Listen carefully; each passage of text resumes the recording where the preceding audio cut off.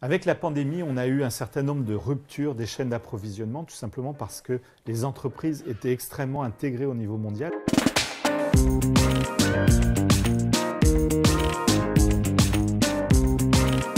Avec la pandémie, on a eu un certain nombre de ruptures des chaînes d'approvisionnement, tout simplement parce que les entreprises étaient extrêmement intégrées au niveau mondial. Elles avaient plutôt peu de stock, elles se faisaient livrer directement des marchandises en flux tendu. Et on a vu que,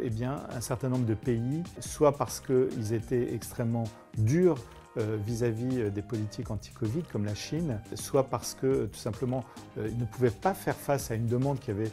rapidement rebondi, on a eu des tensions sur les prix et sur ces fameuses chaînes d'approvisionnement avec par exemple les coûts du fret maritime qui ont littéralement explosé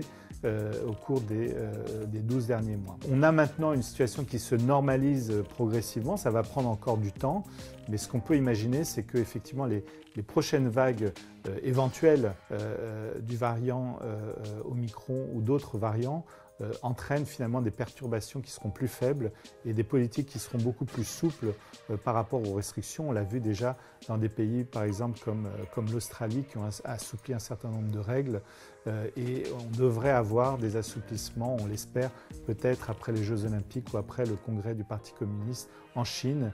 qui permettront d'avoir une situation un peu plus fluide.